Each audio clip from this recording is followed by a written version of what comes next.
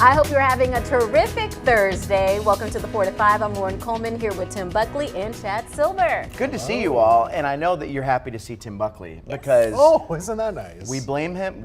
Not me. You blame him when the weather's bad, so now we have to thank you when the weather's good. We have to praise you. Amen. Do I have to come back tomorrow? Great weather. No. Okay. Make Eric come back tomorrow, right? We have some changes on the way, but today is beautiful, Yes. and we can focus on the positive for now. Good. Yes. That's great to hear. All right, let's get your 4 to 5 roundup now. First up today, it was quite the crash scene on I-40 in Winston-Salem this morning. Police say a Dodge truck slammed into a semi that was parked on the side of the road. Investigators say the force of the collision ejected the truck's motor and hit a passing truck. Both of those trucks flipped. None of the drivers have serious injuries. The driver of the Dodge truck has been charged with failure to maintain lane. And look at this crash scene on Robinhood Road in Winston-Salem. Police say around lunchtime, a tractor trailer hit a turning van and went off an embankment. Both drivers have minor injuries. Some of Robinhood Road will be closed for several hours as they clean it all up. A Greensboro-based sports store is closing after 45 years of business. Omega Sports is closing all their stores. That's 7 in the state and 2 right here in the Triad. The decision to close was made after a conversation with Omega's financial and legal advisors. The company said the COVID-19 pandemic made it challenging, along with supply chain shortages, wage and cost inflation, and economic uncertainties that they say have taken a toll on the business. We will have more on how this will impact the community coming up at 5. The Winston-Salem Police Department works every day to keep us safe, and here's the proof of that. In the first 3 months of this year, officers seized 91 guns, more than $13 million worth of drugs, nearly $500,000 in cash, and made 420 arrests. The Guilford County Sheriff's Office is searching for 2 suspects in an armed robbery at Pleasant Garden Drug Store. Officers say last Friday, 2 males entered the store with handguns and took an undetermined amount of money. One suspect was wearing a gray hoodie, a black face mask, dark-colored pants, and black tennis shoes. The other suspect was dressed in all black with a black mask as well. They were driving in what appeared to be a dark gray Kia minivan with a paper registration plate. If you have any information about this, please contact the Guilford County Sheriff's Office or Crime Stoppers. The city of Winston-Salem received $5 million to improve the Cleveland Homes public housing area. That's on top of $30 million it got in 2020. City leaders say they plan to use the money to build more than 400 new apartment units. The first phase of the project should be done by the end of this year. Well, I'll tell you what, it's a beautiful day to be outside. Isn't that right, Lauren? Absolutely beautiful. I'm a little jealous right now, Tim. I wish I was out there with you. We got plenty of room. You know, if you ask and they say, okay, just come on out. Because it is nice today. Not so much heading into tomorrow. We do have some change on the way, and part of it is due to that wet weather that was in Florida for yesterday. You probably saw a lot about that. For now, enjoy this. Sunshine, 79 degrees. I should highlight the dew point is 38 degrees, and all you need to know, that means there's hardly any moisture in the air. We have a very dry air mass in place right now. All of us are right around the 80-degree mark currently, but again, it does not feel sticky or too oppressively hot. It's just very warm outside right now. This is the system we've been tracking though for the last couple of days. It truly almost looks like a tropical storm spinning here in Mississippi. Now, what we're going to watch would be this area here that's starting to move into Georgia and South Carolina. That line of showers will be knocking on our doorstep by around daybreak tomorrow. Let me show you here. This is around midnight tonight. A couple scattered showers and storms near Charlotte at that time. By 4 a.m., that's when we really could be seeing some heavy rain, and this is tropical air, so I do expect downpours tomorrow morning. Gives us a good soaking through about 7 to 8 o'clock. Then midday Friday, we get a break. Then the late afternoon around this time, that's when we'll watch again, because a couple of showers and storms might pop up in our area, and those could actually have a strong or maybe a severe weather threat with them. 1 or 2 storms could feature a damaging wind gust or maybe some hail for tomorrow in the afternoon. So it's kind of a split day. In the morning, we're looking at heavy rain for the morning commute, temperatures in the upper 50s. By the end of the day, we've had a little sun, we warm up into the 70s, it gets humid, and that's when a couple scattered storms could pop up. 1 or 2 of those could be on the strong side. So that's what we're taking a look at for your Friday. As we go into the weekend, well, things are looking a little different too. Saturday, looking pretty nice for the most part. It'll be warm, a little sticky, upper 70s. Then for Sunday, dry most of the day, but by the end of the afternoon into the evening, a couple showers and storms could swing on by. Reports show black women in America are 3 times more likely to die from pregnancy-related complications than white women. In observance of Black Maternal Health Week, Guilford County is hosting a Black Maternal and Infant Health Conference this Friday and Saturday. The 2-day program will explore the impacts of public health policy and interventions on black maternal health in North Carolina. Organizers say the conference is the first of its kind in the state. We've made incredible advancements in healthcare, and that knowing that infant death rates overall have plummeted since the 19th century, but the disparity between black and white infant deaths today is actually greater than it was under antebellum slavery. And our concern is that people aren't asking why. The conference will feature various workshops and panelists, including speakers who were in the documentary Aftershock. The documentary tells the story of black women who died to childbirth complications and the community's response to their deaths. Coordinators say a goal of the program is to provide a space for collaboration while addressing one of the country's most pervasive public health issues. While the disparity shows up in the African American community or population, it does not suggest by any notion white babies are still dying, just not at the same rate. So we have an issue that needs to be addressed so that ultimately we can say that we've brought the numbers down for all mothers and all babies in this instance.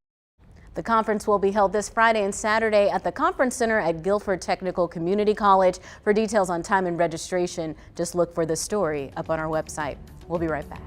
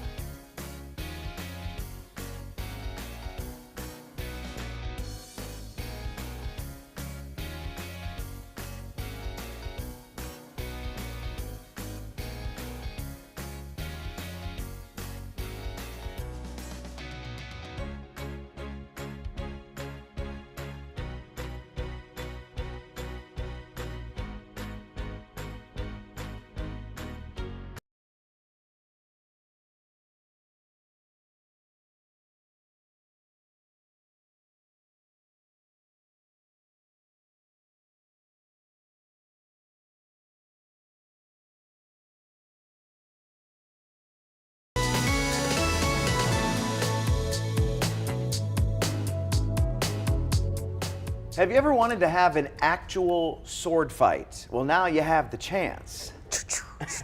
Right. I don't have any armor on. Well, Still Coven is a medieval armored combat team based in Greensboro, and if that isn't unique enough, they are the first female team. Now they're trying to grow their sport. At WFMY News 2, photojournalist Jake Capers saw them in action. Heard someone talking about the sport where they use real armor and real weapons. To me, that was like, oh, that's as real as you can get. The armor's not just for looks, it's functional and it keeps us from getting injured. So I was like, I have to try it. I got to do it. There's not many women in the sport either. It is very much based on historical medieval armored combat, colloquially known as bohurt or boohurt. You don't have to be an athlete for this. I did not participate in any sports in school, so this is kind of a nerd's sport. It's just fun and fighting. Ready? Ready. Start fight. You're shrouded in darkness in the big helmet, and you can hear your own breathing, and then they say fight, and you start swinging, they start swinging, and it's just kind of action. I mean, it just feels like a pure rush, just a pure straight rush, like probably the most exciting thing you've ever done. There's a saying in the sport that bohurt is love. So we tend to fight and then hug each other immediately afterwards. Nice job, bud. Boy, That looks intense. The armor enough to cover them. That looks like a real fight. I mean, talk about taking your aggression out, right? Yes. Like after a hard That's day's true. work, I mean, and you just want to hit something. That's a good way to do it. How about use a sword to do it? I think we've all felt like that Yeah. before, right? You need to maybe get it out of your system. Yeah. As long as they're being safe. I mean, it looks like they Better had be the armor on that covers their whole body. their That head is and some good everything. armor. The swords, though, look legit. You know what this reminds me of? You know how she said she never played any prior sports, but it was something she was passionate and interested in? Quidditch from the Harry Potter books. So a lot of colleges, that sport started popping up on different campuses, because at UVA we had one, and that's not necessarily a real sport, and then it became a thing and people were joining it, and Yeah. we started growing and seeing it happen across the country. So something like this is my first time ever seeing this. I wonder if you'll start to see more and more teams start to And I think that's pop the up point. I here mean, and they there. said this is the first female team here, so Yeah, it's creative. They're looking to grow it. It reminds me of roller derby girls, where they Yes. just go out and I love watching the roller derby. really. I might have to watch this back because I noticed at the end we got a flash of one of the shields, and it looked to me like it was painted with a cat or something. Oh, so cool. I'm wondering if they're personalizing the equipment. That would be neat. here You a get little to bit. I would put flowers or something on mine. I mean, just to wear something like that would really kind of channel your inner medieval times. I'd feel like I was in Monty Python and the Grail or something. Do you know how heavy that armor's got? It to be? does. That's why I so said this heavy, looks yeah. intense, Shoot. but I love seeing women doing things in male-dominated areas, whether it's sports, careers. So props to them. And Go for it. I might want to try that out. I got some anger. I need to take out some can arrange frustration. this for Do you. that, yeah. Phone call away, Join the Lauren. team. We'll be right back.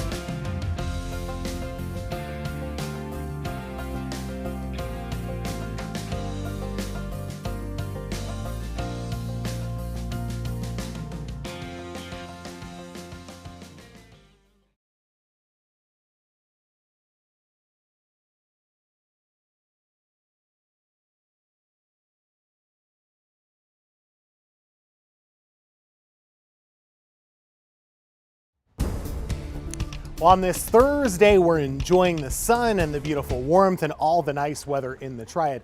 But on Friday, we're going to be gearing up for a couple of types of weather. Some heavy rain, but also a thunderstorm threat moving our way for the afternoon. I want to show you the water vapor loop. When I say that, what we're really showing you here, it kind of looks like you're in the doctor's office looking at an x-ray, right? That's basically what it is when it comes to the atmosphere. We're taking a different view of things to see how the air is moving around. That's Mississippi, this is Louisiana. That's that swirling motion of the low pressure that's tracking through the south right now. And it really caused some big problems yesterday in Fort Lauderdale, Florida. You've probably seen the news coverage. They got about 20 to 24 inches of rain in just a couple of hours. That is insanity. That's about a half a year's rain for us in just a couple of hours. Now for tomorrow, that system, it is moving closer to us. I'm expecting a round of heavy rain in the 4 a.m. to 8 a.m. time frame. Then it'll kind of move away from us by the middle of the day and we'll get some sun. That's when we warm up. And with that, we're going to provide some fuel for maybe a couple of afternoon thunderstorms to pop up. Some of those could be on the stronger side. So we'll be watching for maybe a few severe thunderstorm warnings to finish off the day. Look at how Saturday clears out though. We're in pretty good shape for a dry start to the weekend, but by Sunday we have to watch this cold front. That'll be swinging through Sunday afternoon and Sunday evening. That's when we could have a few more showers and thunderstorms. Closer view at tomorrow afternoon's radar. I mentioned there's scattered storms. They are not for everybody. They will be kind of hit or miss for the end of the day. And then going into Saturday, things really do dry up. We could be looking at a lot of rainfall though.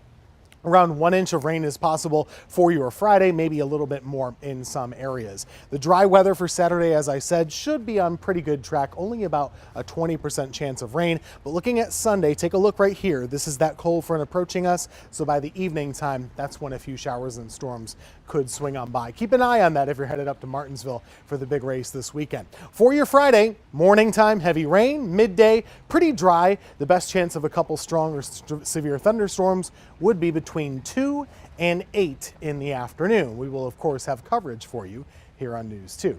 Saturday is a dry one for the most part. And then Sunday, that late day shower thunderstorm chances with us. Next week, though, looking to be cooler to start things off and dry. Highs will start in the 60s, but end up in the 80s by Thursday.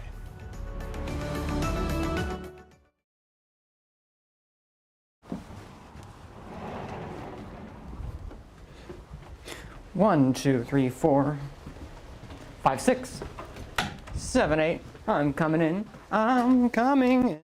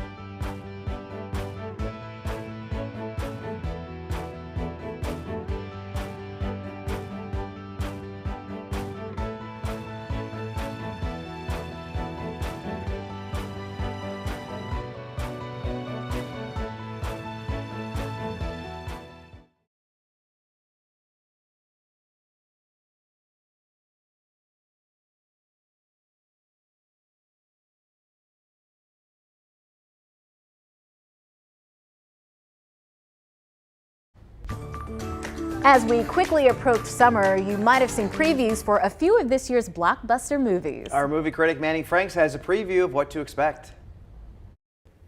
2022 in film has wrapped up, the Oscars are behind us, and some films from this year have already come out. Everybody just breathe in.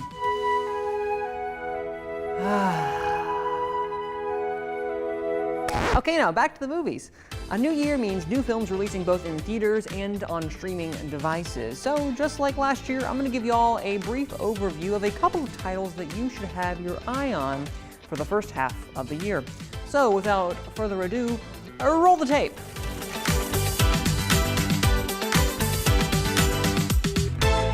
Based upon the life of classical French Creole composer Joseph Boulogne Chevalier de Saint-Georges, Chevalier follows the rise of a musical prodigy as he navigates the complexity as a high society black man in 16th century France. This biopic of Boulogne highlights a prolific yet lesser-known classical composer and of his exploits before the French Revolution, starring Calvin Harrison Jr., Minnie Driver, and Lucy Boynton. Chevalier will release in theaters on April 21st. Finding yourself at a young age can be difficult, and the best-selling Judy Blume book, Are You There, God? It's Me, Margaret, illustrates that point perfectly. This adaptation of the best-selling novel looks to keep the same heart and wit, all while navigating an awkward sixth grader's coming of age as she finds her religious identity. The film stars Kathy Bates, Rachel McAdams, and Abby Ryder-Forreston as Margaret herself. The film will be released on April 28th. The retelling promises the same music and spirit as the original 1989 animated version, while offering an updated palette with live-action visuals. If Disney's live-action remakes have been your thing, I'm confident that this will be right up your alley. Or is it right up your coral reef? How does the traffic patterns work under the sea? It doesn't matter. The film stars Halle Bailey, Melissa McCarthy, and Javier Bardem. The Little Mermaid swims to theaters on May 26. He's back for one more adventure. Harrison Ford puts on his iconic fedora and whip once again in Indiana Jones and the Dial of Destiny, the 5th installment in the franchise. This time, Indy must stop an old rival from acquiring an ancient artifact that can control time, all while wrestling with a world that has left him behind. The film also stars Mads Mikkelsen, Phoebe Waller-Bridge, and Antonio Banderas. The Dial of Destiny whips into theaters on June 30th. As I said before, this is only a sliver of films that will be coming out in 2023. There are still so many to choose from, and I know for myself, I'll be trying to see them all. Probably not successfully, but I'll be trying. I'll see you all at the movies.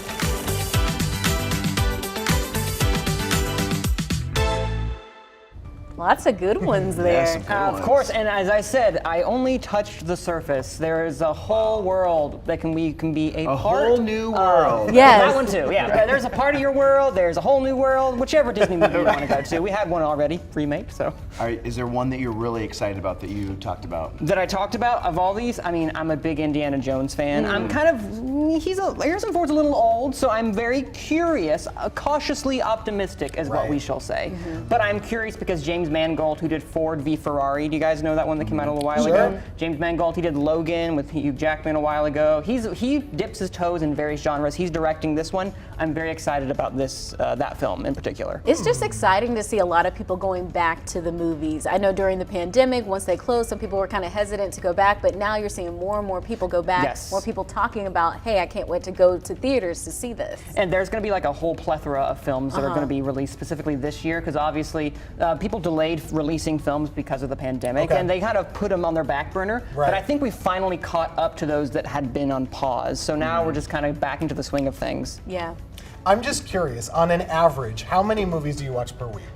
Per week? Yes. I always try to get at least one in per week, Okay. maybe Okay. two. Okay. But, you know, I try. There are some people that I know that can see at least one a day. Wow. That is not me. I have too much going on. Yeah, I was about to say, do that. I know your schedule's busy. Do you have the No, unlimited I can't do pass? that. I do have that, Regal Unlimited. It's not. This is not an endorsement. I just merely do it because economy, everybody. But yes, and then it's screeners, of course, that you go to, press screenings. So I try to see as much as I can, but as I said in there, it's a futile effort. Well, we all benefit because you tell us what to skip out on. So. You know what? I try. I'm very kind compared to some people out there. Yeah. So. Well, lots of movies out there, like you said. So we asked you on Facebook, what are you looking forward to seeing? Jennifer Davis says, I've still not seen Creed 3. Daniel Woodson wrote The Avengers with Samuel L. Jackson. Brittany Wall wants to see The Little Mermaid. Julie Barger said Jesus Revolution. A couple people said that. And then Renee Thompson says, my movie was Air and I've already seen it and it was good. I want to see Air as well. When I went home for Easter, I tried to get my sister and my mom to come see it with me. They didn't seem too interested. They were like, is that a documentary? I was like, no, it's scripted. Like, and people are saying really good things about it, but they didn't want to see it. But I do want to see The Little Mermaid. I feel like we have been hyping this movie up for the past 2 or 3 years. I feel like we knew about the casting years ago, and I keep saying, when is it going to come out? Oh yeah, no, Disney's going to put all the eggs in the basket for The Little Mermaid in particular, because their live action remakes, again, Pinocchio aside, have been, yes, we all know my feelings on the Pinocchio. Asterix have been, I think, okay at best, fantastic in some other areas as well too. But no, I'm excited for that one. One that I didn't mention that I think people should really keep their eye on is, you guys know Martin Scorsese? He has a new movie coming out called Killers of the Flower Moon, so I'm excited about that one for all you cinephiles out there. That's one I'm really looking forward to. I'm looking forward to seeing what you're going to say about The Little Mermaid, because we've been talking about it everyone for so has been long. talking about it. Do you know when you will see it? I do not. Disney, for press screenings, they're not one to do it too far in advance because they like to keep things under lock and key, even though we kind of know how the story goes. And just in case you don't like it, you can't get your, you know, you can't get your negative review out there. The thing is, you have a little behind the scenes. You have a social embargo, and then you have a review embargo, and you have to go that date. A minute before, you may lose your credentials, so you have to be very careful when you place it. Okay, so we're not going to press you for the review. Well, no, I can tell you that. I can't post it on there. That's the thing. I can't be like, guys, this happened to Little Mermaid. Oops, it's a couple weeks before. That's a no-no. I'm fascinated about this portion of your job. I would love for you to just kind of do a story on being a movie critic and the process that you have to go through, both legally, but then also just professionally. Of course, I'm really curious about that myself too, about how I could translate that, because I do think there are some behind-the-scenes things, like you were saying, that people probably didn't realize. So I'd love to be able to do that, because there's going to be so many movies, especially during the summer blockbuster season, like The Little Mermaid, which I promised to review here. Little Mermaid, you heard it here first, will be reviewed here on WFMY News 2. I'm excited for that one. Thanks, Randy. Absolutely. A big film festival kicks off today in Winston-Salem. The River Run International Film Festival has been going strong for 25 years. It started as a small weekend festival in the town of Brevard, south of Asheville. Now it's grown into a celebration that lasts more than a week in Winston-Salem. This year, there will be more than 170 films from 34 countries. The festival runs through next Saturday. You can get more information about schedule and tickets on our website. We'll be right back.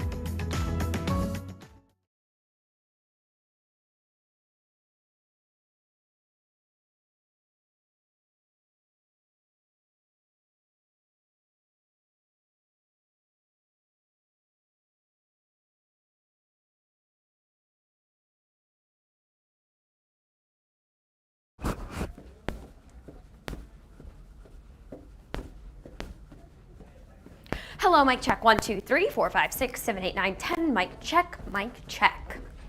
Mic check. Oh, have you seen the movie Air yet? No, I want to. Oh.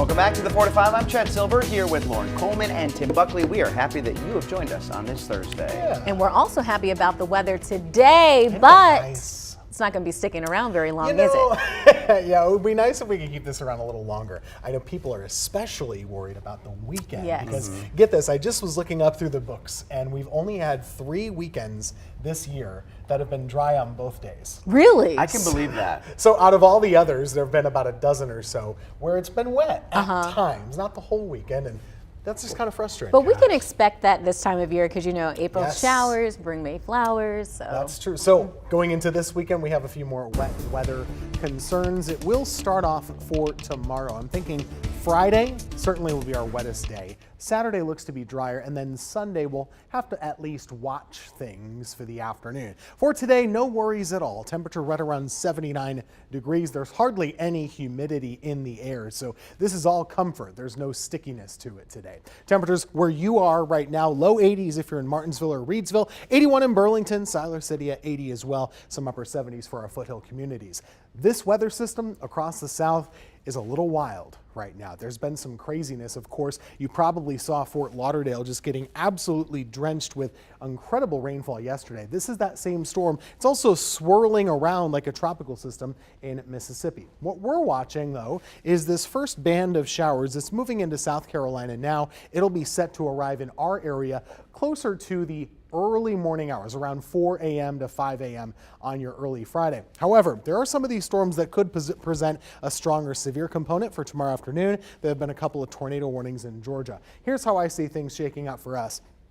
Late tonight, clouds are increasing after midnight. This is around 4 and 5 a.m. That's very heavy rain in the early morning hours. We will get a break after that first band moves through. So the midday tomorrow, you actually could see a good amount of sunshine. If you're trying to get out a little bit of a walk around lunchtime, you're probably good to go. However, late afternoon, that's when a couple showers and storms could pop up again, and that is when a few of them could be on the strong side. We have a low risk of severe storms tomorrow, so we'll be tracking that for you very carefully and have all the latest live radar right here on the 4 to 5 on your Friday afternoon. So that's your plan for tomorrow. Going into the weekend, Saturday looks dry. Sunday, a little bit of a gamble toward the afternoon and evening.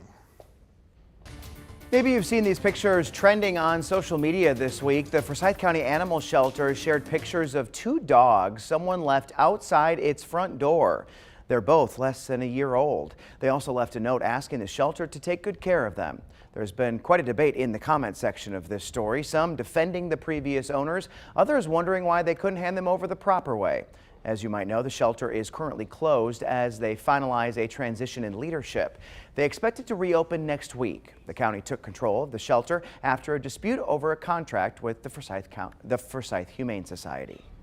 We asked the shelter leaders for an update on the transition, and they said Forsyth County Animal Shelter staff as well as county staff have been working nonstop every single day since April 1st so we can be ready to reopen to the public, and we appreciate your patience. We anxiously await the state's approval, which will allow us to open to the public and get some of these amazing animals adopted.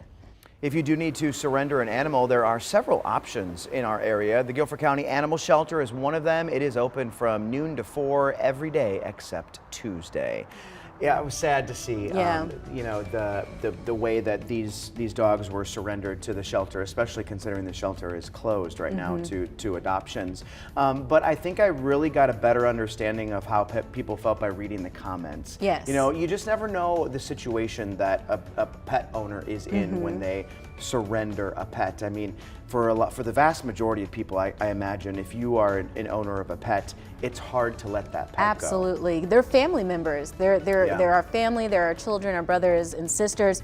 And even though that wasn't the proper protocol, there is a protocol in place. I'd much rather report on that than report on a bag of puppies on the side of the road, something that we sadly do report on from time to time. Those puppies left in a suitcase on the side of the road. So I mean, and just reading the note that the previous owner left left with the dogs. It's just sad, and you could tell that they were in a situation where they just couldn't take them anymore. Well, hopefully they get adopted pretty soon. Yeah. Well, let's get to some of your headlines with your 4 to 5 roundup. A federal appeals court has overruled a decision by a lower court judge on access to a widely used abortion pill. The appeals court is allowing access to continue for now, but with restrictions. A panel of judges ruled that the drug cannot be dispensed by mail and can only be prescribed up to 7 weeks of pregnancy instead of 10 weeks. The decision could still be appealed to the U.S. Supreme Court. In a separate case, a federal judge in Washington state blocked any changes to the drug's availability in 17 states. Several lawmakers have sued against that ruling. Students and staff from that Nashville school where there was a shooting 2 weeks ago will return next week. The Covenant School is reopening on a limited schedule. You'll remember someone shot and killed 6 people, including 3 children. Police shot and killed the shooter. Police are searching for the parents of a Charlotte baby accused of child abuse and abandonment. Police say it's been 3 weeks since anyone has seen Brandon Augustine and Mildred Chestnut. Both face felony intentional child abuse inflicting serious injury. It all started when they allegedly took their 4-month-old baby to the hospital for injuries. After hospital staff alerted police, the couple left, leaving their baby. Investigators believe someone may be helping the couple with money, shelter, and transportation. If you see them, call police. Leaders in Randolph County will hold a child abuse prevention walk in Asheboro tomorrow. It's part of the National Child Abuse Prevention Month events. The walk starts at 9 a.m. at Bicentennial Park.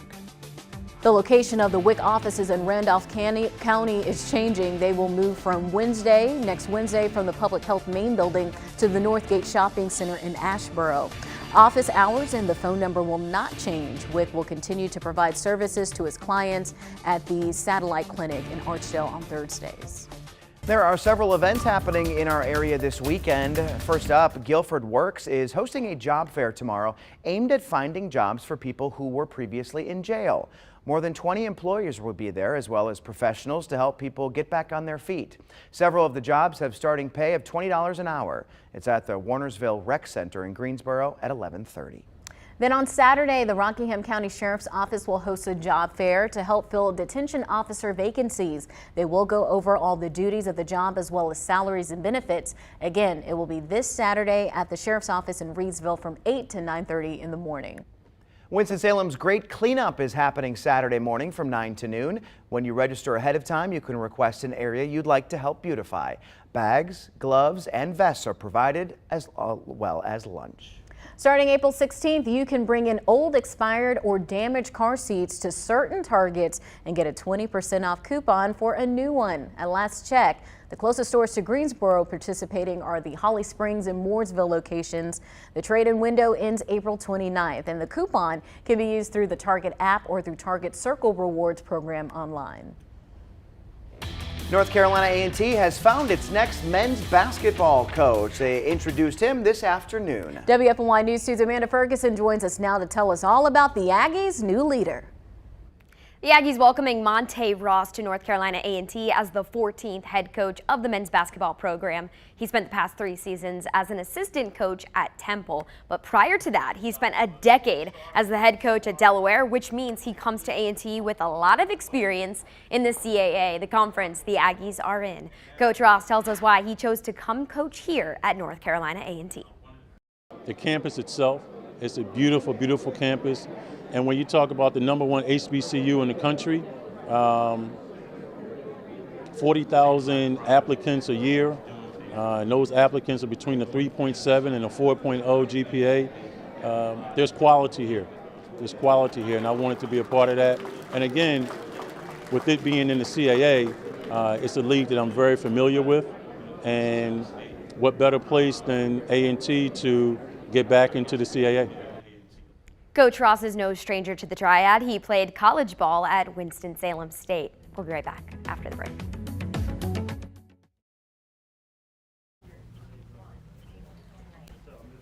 Hey, ice cold milk and an Oreo cookie, they forever go together like a classic combination.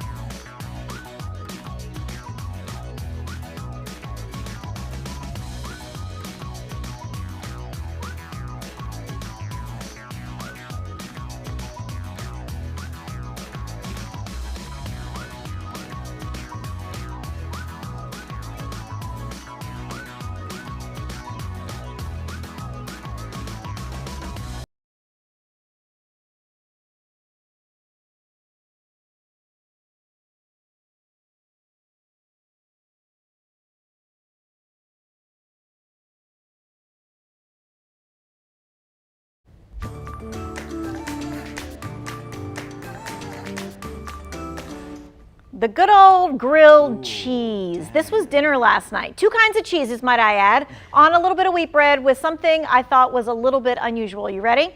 Ready. You see, I read this article about National Grilled Cheese Day, which was yesterday, and it said the secret to making a really good grilled cheese was to put mayo on the bread instead of butter before you put it in the pan. I feel like I've heard of this before. I have not done it myself, but I have heard people use mayo instead of butter. Thoughts? I've never actually made it that way, but I've eaten it that way. Yeah. Could you tell that it had mayonnaise in it? You could only tell that it was more, I guess it was better. Okay, so the mayonnaise, it has oil and it has egg in it, right? And so they say that really helps more than the butter does. Now, here's another trick. According to the chefs at Forbes magazine that they interviewed, different kinds of cheeses, not just one cheese, made for a good grilled cheese. Yes, I've gone to restaurants where they put 3, 4 different cheeses, even some pimento on there. Oh, yeah. And it is good. Okay. I like This all is the not your cheeses. mama's grilled cheese. This is like fancy grilled cheese not now. the Kraft cheese. We're not Kraft singles Yeah. anymore. We're not Kraft singles anymore. No. I love. I mean, if you can find 10 cheeses, put them all. I'm right there with you, Chad. All right, now how do you feel about other things on a grilled cheese besides cheese? I am all about that. Okay. Like bacon, chicken, Right. avocado. Tomato, whatever, Ham because slices, there are yeah. some stuffed cheese sandwiches out there. For instance, I just happened to pull this up because these are not just your regular mama's grilled cheese sandwiches like Tim said. This is from a concoction from a food truck in Texas, and it includes braised beef and, of course, all the cheese. I think the Texas toast makes it just even bigger as well. So I started looking because, you know, there has to be a history, right? The history of the grilled cheese, it goes back at least to World War II when Navy cooks were preparing what was called an American cheese filling sandwich. And these were in the government issued cookbook on the Navy ships. And back then they were served open faced with a slice of bread and some grated cheese. Interesting. Cool. Now, really, grilled cheese could not have happened. Could not have happened. Without cheese. Not only without cheese, but without sliced bread. Well, that's true. And there really wasn't sliced bread much before World War II. Isn't that interesting? That is so crazy to think about. And I've heard that before. But just the fact that, you know, that's not terribly long ago. But within the last 100 years, we decided, let's cut this thing. And That's right, and that's how it's going to be served, right, and packaged, right? Sure. And so there's the old saying, right, you're better than sliced bread, right? Yeah. And we're all like, okay, what's the big deal about sliced bread? Right. Because. And I posted on Facebook today, maybe you saw it, what do you call the end pieces to a loaf of bread? I just call them the ends. We called it the butt growing up. The butt of the bread. We called it the heels. My parents would call it the heel, and we would say that if they were in the room, but my brother and I would call it the butt also. Yeah. And when we would get upset, like, why'd you leave this in there? I don't want that. No one wants it. It's not very good. That's funny because my husband asks for it. He goes, "Ooh, is the heel there? Because I want that one." Okay, but are you going to make a grilled cheese with the butt of the bread? I don't think so. I don't think so either. I don't think so. But when we have Just to eat toast it? in the morning, he'll do that. Yeah, he'll have the heel of the bread. Well, good for him. No way. It is. He doesn't waste food, so that's He good for does him. not. That's right. All right. Well, have a grilled cheese today or any other day because I think it can be National Grilled Cheese Day any day. Right. Enjoy. Be cheesy.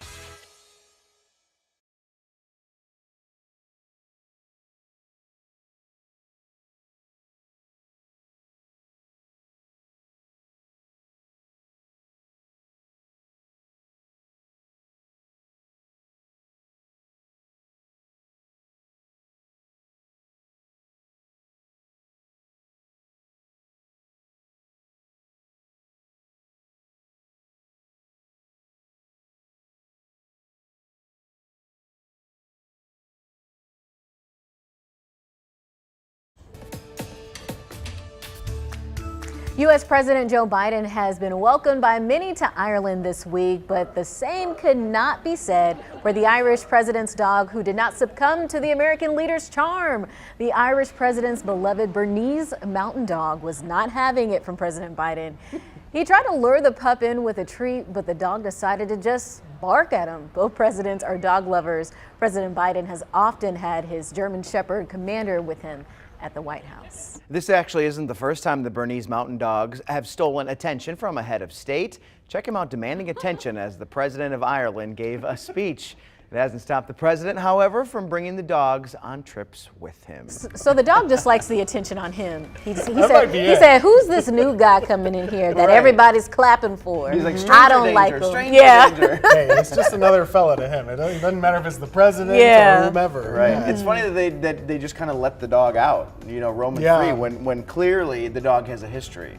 I seem to remember when the Bidens moved into the White House, they had a certain number of dogs, and there was one that did keep misbehaving, and I think it maybe bit somebody on top. Oh, Don't quote me here. They had to get rid of it. I remember That's this. right. Oh, they brought it back to Delaware.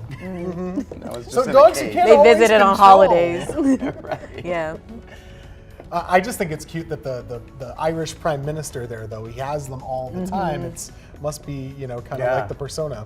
Very cute. And if the dog was here, perfect day to go for a walk with that dog. Go for a walk with the dog, enjoy. Maybe you got some Luck of the Irish with you, too. Okay. I don't know. That was last month, That right? was the transition. Oh, yeah. That was March. This is April.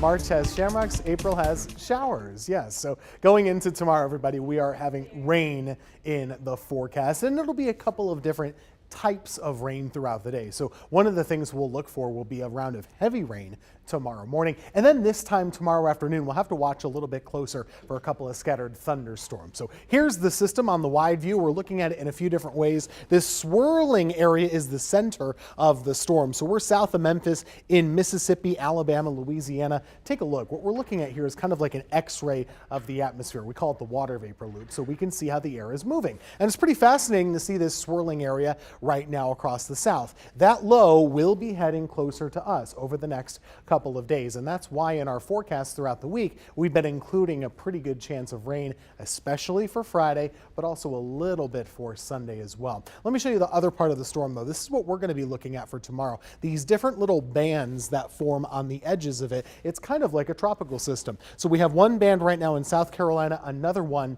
in Georgia. Those are the ones that we're going to watch much more carefully as we go into the forecast for your Friday. So take a look on the wide view. We'll see this kind of moving closer and closer throughout the nighttime hours. Showers and downpours are a good bet for the early morning tomorrow. I'm really talking about between around 4 a.m. and 8 a.m. That's when it's really going to rain pretty heavily, and it might wake you up a little bit. If you're an early commuter or if you know people that are, make sure they know about this. The roads could be soaked for a little while. Now, the midday is when we get a break in the action, and then by the afternoon, we have to watch for those scattered showers and thunderstorms. A couple of those could be strong or maybe severe, so keep an eye on that. Saturday is a break. We're in between that system and the next one, which will be a cold front coming by on Sunday, which gives us that chance for rain. Now let's take a closer look so you can actually see your counties on the map. This will be your Friday, early morning, 4 a.m. to 8 is when that heavy rain arrives. By 10 o'clock, things should be drying out in a good way. A little sunshine, though, early tomorrow afternoon. Could pop a few of those thunderstorms, and that's what we're talking about. Between that 2 p.m. and 8 p.m. time frame is when a couple storms pop tomorrow afternoon. You add up all the rain tomorrow, we could be seeing around half an inch to 1 inch in many areas. Some localized spots could get a little bit more than that. Saturday, though, still in good shape to be a mainly dry afternoon. It's Sunday that we're watching for a rain potential. Take a look after that afternoon time frame. Really about the dinner time to evening slot is when a few showers and maybe a storm could be rolling on by. That's ahead of a cold front that will cool us down going into next week. There's your hour-by-hour forecast for tomorrow. 50s in the morning.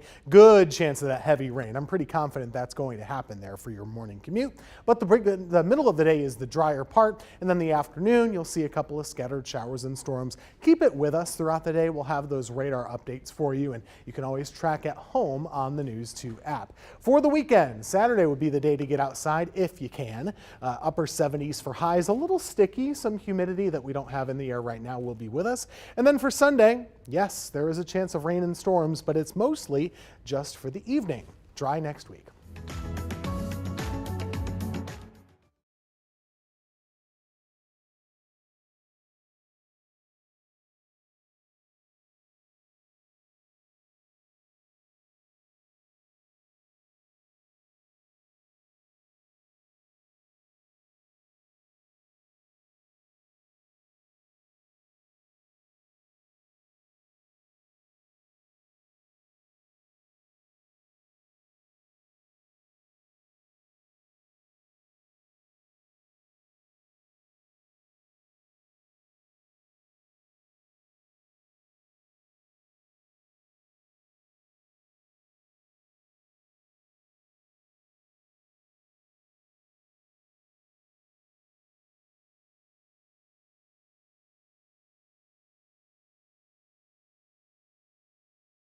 Later, and I want more. 1, 2, 3, 4, 5, 6, 7, 8, 9. Mic check 1, 2, 3, 4, 5. Hi there, 1, 2, 3. Whether you play baseball, tennis. Mic check 1, 2, 3. I shopped there when I was in. Hey, ice cold milk and an Oreo cookie, they forever go together.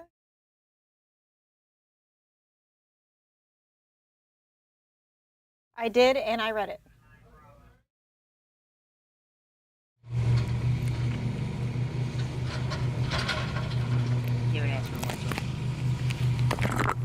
Mic check, mic check, mic check. 1, 2, 3, 4, 5, 6, 7, 8, 9, 10. 1, 2, 3, 4, 5, 6, 7, 8, 9, 10.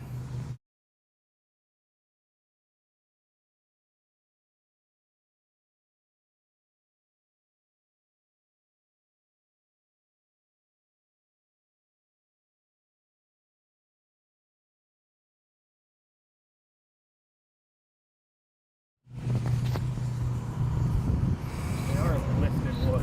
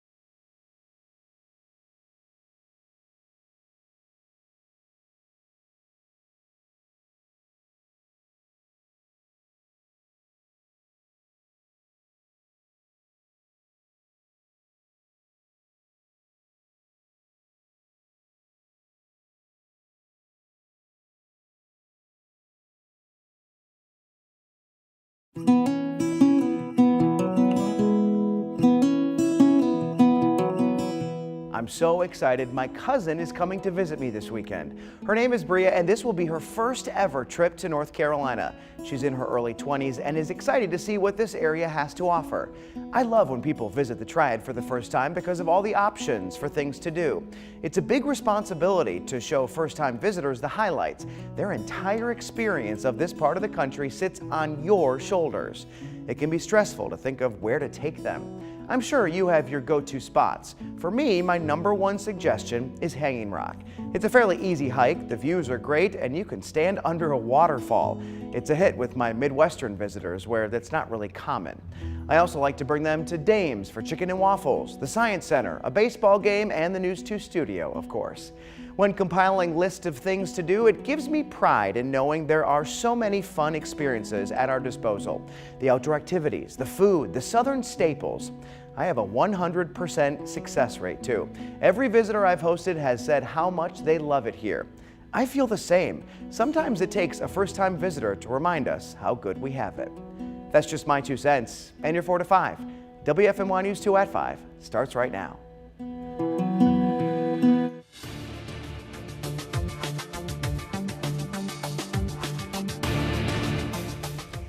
Whether you play baseball, tennis, or like to jog through your neighborhood, there is one place you can count on for gear, and that's Omega Sports. For more than